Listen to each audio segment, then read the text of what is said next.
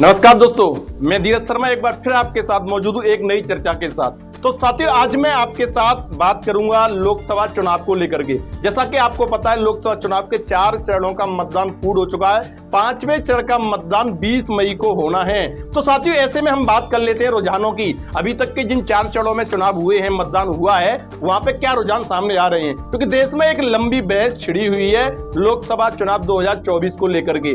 तमाम राजनीतिक दलों द्वारा तमाम तरह के आइडियाज दिए जा रहे हैं, लोगों द्वारा अपना विचार व्यक्त किए जा रहे हैं, बताया जा रहा है कि हम इतने वोट से जीत रहे हैं, हम इतनी सीटें प्राप्त कर रहे हैं। तो साथियों, इंडिया गठबंधन और एनडीए गठबंधन को लेकर के एक बड़ी बहस इस समय देश में छिड़ी हुई है, क्योंकि तरह तरह के दावे राजनीतिक दलों द्वारा किए जा रहे हैं, नेताओं द्वारा किए जा रहे हैं। तो आज मैं आपसे जान लेता हूं, एक बार आपके भी हम जान लेते हैं आपके क्या विचार हैं, क्या ओपिनियंस हैं। तो साथियों, पहले चरण का मतदान हुआ, दूसरे का हुआ, तीसरे का हुआ, चौथे चरण का मतदान भी पूर्ण हो चुका है और 20 मई को, यानी कि 20 मई को होने वाला है 5वें चरण का मतदान।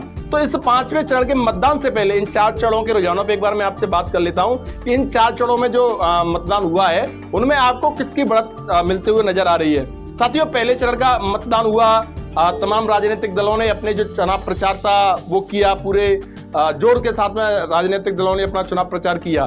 तो आप जिस लोकसभा क्षेत्र के रहने वाले हैं, यहाँ पे या तो आप वोट कर चुके हैं या आप वोट करने वाले हैं, तो एक बार आप मुझे अपने ओपिनियन बता दीजिए। लोकसभा चुनाव में क्योंकि मुद्दों की बात होती है चुनाव में, तो इस समय जो सबसे प्रमुख मुद्दे चल रहे हैं, एक तो भारतीय जनता पार्टी एनडीए द्वारा जो मुद्दा लेकर के चला जा रहा है वो राम मंदिर का मुद्दा है। संविधान को लेकर के एक बहस इंडिया गठबंधन ने छेड़ी हुई है। कहीं ना कहीं लोगों में ये रूमर्स फैलाया जा रहा है, ये चीजें बताई जा रही हैं और इसका कुछ हद तक यकीन भी लोगों द्वारा किया जा रहा है कि अगर भारतीय जनता पार्टी एनडीए को 400 सीटें मिलती हैं, क्योंकि उनका नारा है अब की बार 400 पार, तो वो संविधान में बदलाव करेंगे। आरक्षण, देश में जो आरक्षण लागू हुआ उस आरक्षण में बदलाव होगा। इसको लेकर एक वर्ग विशेष का मतदाता है वो डाइवर्ट हो रहा है।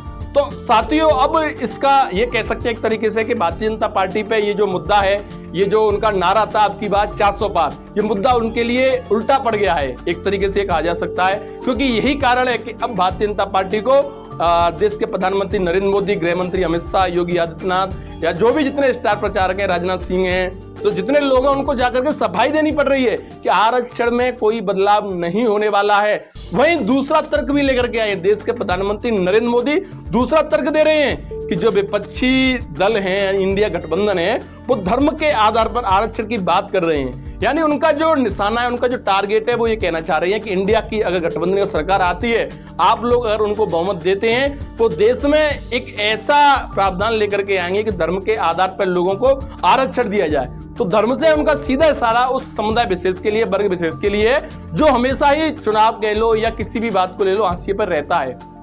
तो साथियों, आज इस चर्चा में मैं आपके माध्यम से आपसे भी जानना चाहूंगा कि ये जो चुनाव के मुद्दे हैं, उन मुद्दों में ऐसी कौन सी बात है, जनता के दिल की कोई ऐसी बात हो सकती है जो दबी छुपी रह गई है। कहीं ना कहीं एक दूसरे पर आरोप प्रत्यारोपों का दौर जब जारी हो जाता है, तो जनता की जो बातें हैं, जो देश के विकास की बातें, देश के उत्थान की बातें, वो बातें दबी रह जाती हैं।